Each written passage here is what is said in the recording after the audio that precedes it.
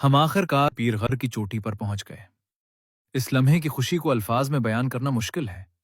پورے دن کی تھکن، تمام مشکلات اور سارا سفر ایک لمحے میں کامیابی کی خوشی میں بدل گیا۔ کچھ دیر آرام کے بعد ہم نے لکڑیاں جمع کرنا شروع کر دیں، کیونکہ پیر غر کی راتیں عام راتوں جیسی نہیں ہوتی۔ یہاں ہوا اتنی تیز چلتی ہے کہ 1 منٹ کھڑا رہنا بھی مشکل ہو جاتا ہے۔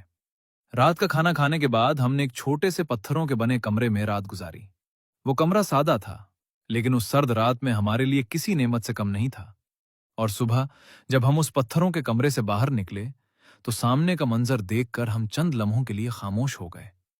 ہر طرف بادلوں کا سمندر، سرسبز پہاڑ، ٹھنڈی ہوائیں اور قدرت کا ایسا حسین نظارہ تھا کہ دل چاہتا تھا وقت وہی رک جائے۔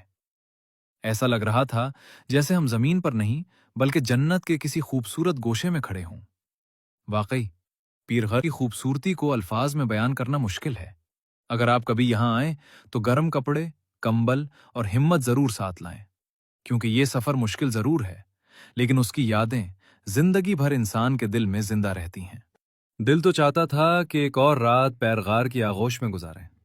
کچھ دوستوں نے کہا ایک رات اور رک جاتے ہیں، لیکن کھانے پینے کا سامان کم تھا اور پانی بھی کافی نیچے رہ گیا تھا، اس لیے بھاری دل کے ساتھ ہم نے واپسی کا فیصلہ کر لیا۔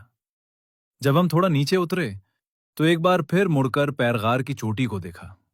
وہی بادل، وہی پہاڑ، وہی خاموشی، اور نہ جانے کیوں اس لمحے آنکھوں سے آنسو نکل آئے۔ ایسا لگ رہا تھا جیسے ہم کسی جگہ کو نہیں بلکہ اپنے کسی بہت عزیز دوست کو چھوڑ کر جا رہے ہوں۔ ہم نے ہاتھ اٹھایا اور بھرائی ہوئی آواز میں کہا، پیرغار، انشاءاللہ ہم بہت جلد واپس آئیں گے۔ لیکن شاید امتحان ابھی باقی تھا۔ واپسی کا سفر شروع ہوا ہی تھا کہ اچانک موسم نے اپنا رنگ بدل لیا۔ آسمان پر سیاہ بادل چھا گئے اور دیکھتے ہی دیکھتے شدید ژالہ باری شروع ہو گئی۔ ہم سے غلطی ہو گئی تھی۔ ہمارے پاس پلاسٹک یا بارش سے بچنے کا مناسب انتظام نہیں تھا۔ ہم درختوں کے نیچے پناہ لینے پر مجبور ہو گئے، مگر بارش رکنے کا نام نہیں لے رہی تھی۔ 1 گھنٹہ، پھر دوسرا گھنٹہ، مسلسل ژالہ باری جاری رہی۔ ہمارے کپڑے بھیگ گئے، سامان بھی بھیگ گیا، اور سردی اتنی شدید تھی کہ ہاتھ پاؤں سن ہونے لگے۔